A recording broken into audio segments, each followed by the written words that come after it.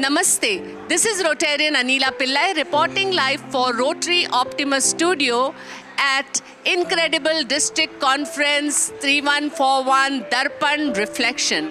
Friends, our guest for today is Dr. Ankit Shah, keen observer of foreign policy and security. Being an analyst, he has accurately predicted major geopolitical events. Welcome, Ankit. Dr. Ankit, of course. And Dr. Ankit is ardent believer of Bharatvarsh, and he is going to answer everything in Hindi, and we are proud of our Rashtra Bhasha. जय Shri Ram and धन्यवाद. Jai Shri Ram. Ankit, 9 years of diplomacy miracle. इस 10 साल में क्या ऐसे miracles हुए हैं? देखिए, नरेंद्र मोदी जी के नेतृत्व में पूरा जो फॉरेन पॉलिसी का नेशनल डॉक्ट्रिन है उसको बदल दिया गया. जैसे बड़े बड़े नेशंस का जिस प्रकार से जियोपॉलिटिकली आप हैंडल करते हैं उसमें बड़ा मेजर शिफ्ट आया है थॉट प्रोसेस में. ऐसा लगता है कि 2014 में कोई तो गया मिनिस्ट्री ऑफ एक्सटर्नल अफेयर्स में और बोला कि पूरा मेथोडोलॉजी जो है उसको रख दो साइड पे. राइट. तो आप देख पाते हैं कि पाकिस्तान फॉर एग्जांपल, जिसको आर्च राइवल बताया जाता था 2014 तक, आपको थ्रेटन किया जाता था कि it is a nuclear power, ये हो जाएगा वो हो जाएगा. सो पाकिस्तान को हैंडल करने के लिए 2014 से पहले जिस प्रकार से ईरान के साथ डिस्कशंस होते थे पॉलिसी बनाने के लिए, उसमें एक मेजर शिफ्ट आया है. अब डिस्कशंस होते हैं सऊदी अरेबिया और यूएई के साथ. क्या रीजनिंग है? रीज़न ये है कि जिस भी कंट्री को आपको हैंडल करना है उस कंट्री के इंटरनल अफेयर्स में किसका ज़्यादा इन्फ्लुएंस है. अच्छा. तो Iran as a counter country Pakistan के लिए zero relevance, but Saudi Arabia and UAE उसका एक मेजॉरिटी इन्फ्लुएंस रहता है within Pakistan internal politics.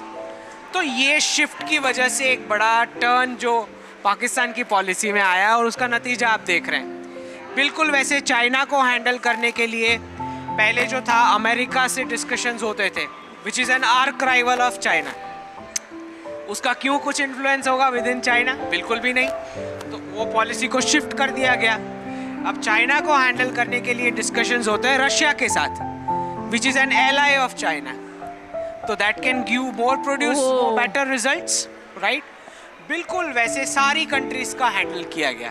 जैसे अमेरिका को हैंडल करने के लिए डिस्कशंस होते थे रशिया के साथ, which is an arc rival, उसको शिफ्ट करा के किया गया इजराइल के साथ, बिकॉज जूइश लॉबी का बहुत बड़ा इन्फ्लुएंस अमेरिका में रहता है. तो this is a carpet level foreign policy doctrinal change, जिसके रिजल्ट्स आपको मिल रहे हैं. Great. And by 2030, it is prediction of Dr. Ankit Shah that India's foreign minister is going to be the most powerful personality in the world. Something about it. वो तो आपको थोड़ा signal तो अभी जयशंकर जी बता ही रहे. The way he is answering questions on Western platforms, आपको दिख ही रहा है कि क्या कॉन्फिडेंस आ चुका है. धीरे धीरे नरेंद्र मोदी जी उनको एलिवेट कर रहे हैं फॉरेन कंट्रीज़ के नेशनल लीडर्स के साथ बायलैटरल करवा के. अच्छा. जैसे आपने देखा प्रेसिडेंट पुतिन, जो बायलैटरल के लिए तो आपको नेशनल लीडर ही भेजना पड़े, बट जयशंकर जी गए उनके साथ 1-to-1 बायलैटरल किया. बिल्कुल वैसे जयशंकर जी ऋषि सुनक के पास गए, वहाँ भी उन्होंने 1-to-1 बायलैटरल किया. तो 2030 का जो भारत है और वहाँ से 2047 तक का जो रूट है, उसमें प्रधानमंत्री जी तो उनसे तो मिलना ही वर्ल्ड के लीडर्स भूल जाए. That is out of question. मुझे लगता है कि foreign minister will be at par with the national leaders. तो he is going to be the most powerful man on earth. This is what it looks like.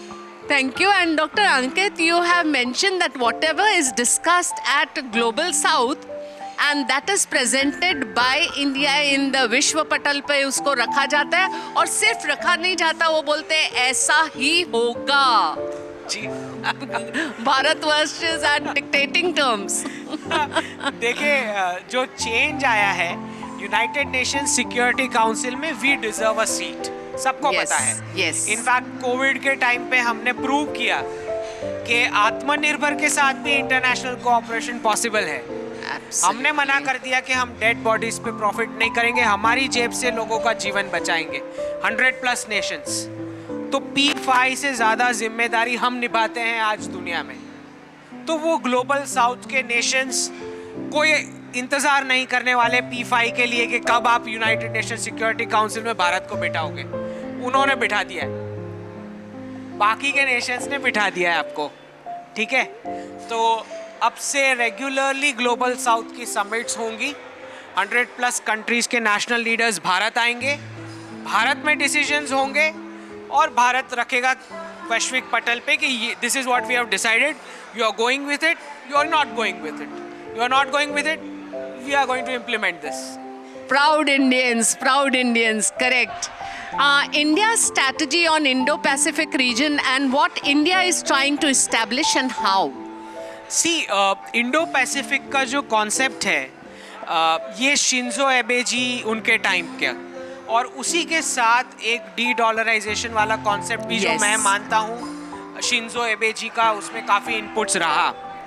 तो और अगर आपने जयशंकर जी के कुछ टॉक्स सुने हो तो वो बताते हैं कि हर एक राम को एक लक्ष्मण की ज़रूरत होती है। Absolutely. Right.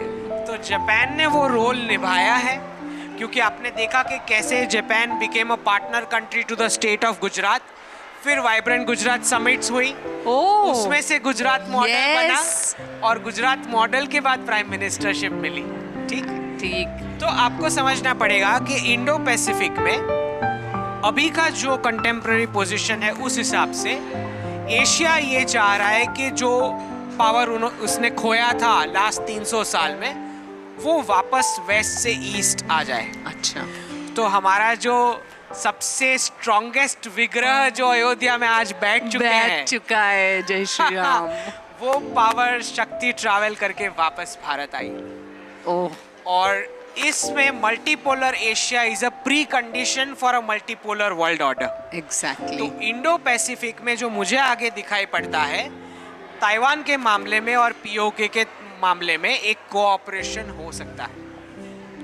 Wow, what a great analytical and systematic way of expressing this observation. Dr. Ankit, the next question is for future of India, when there is going to be zero energy import. देखिए, इसके ऊपर ongoing work is ongoing. आपने देखा G20 summit में प्रधानमंत्री जी के right hand side पे MBS बैठे थे सऊदी अरेबिया के, और लेफ्ट हैंड साइड पे प्रेसिडेंट बाइडेन बैठे थे, और सबने मिलके अनाउंस किया बायोफ्यूल्स का लीडरशिप।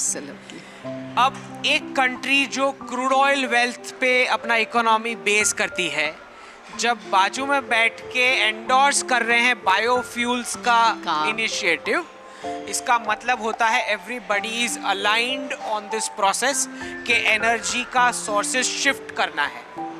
ठीक, तो आपके यूनियन मिनिस्टर हमारे जो गडकरी जी हैं, उन्होंने तो 2030 का टारगेट दिया ही है जीरो इंपोर्ट का, जिसका मतलब है बहुत ज़्यादा इनोवेशन अभी चल रहा होगा बिहाइंड द कर्टन्स। ठीक है, तो एक हाइड्रोजन आप जानते हैं उस पर चल रहा है, दूसरा nuclear energy is the second one, और तीसरा जो चल रहा है is going to be based on some grains और दैट काइंड ऑफ बायोफ्यूल्स। हाँ, उसका प्रपोर्शन कैसे धीरे धीरे बढ़ा सकते हैं, that is what is worked on. और रिन्यूएबल्स तो आप जानते ही हैं, सोलार से लेके अभी उन्होंने स्कीम भी अनाउंस किया है कि 1 करोड़ प्रॉपर्टीज़ के ऊपर सोलार पैनल का लगेगा। तो आई थिंक 2035 के आसपास we should be completely zero import. Wow, thank you so very much, Dr. Ankit. हमारे भारतवर्ष के we are a young nation, young India, and जब हमारे भारत की यूथ पॉपुलेशन 65% हो और उसमें ऐसे टैलेंटेड यूथ हो, so our future is in the bestest of hand. All the very best and thank you so very much for being with us. Signing off for now, Anila Pillai with cameraman Naresh Palia. Thank you. Jai Hind.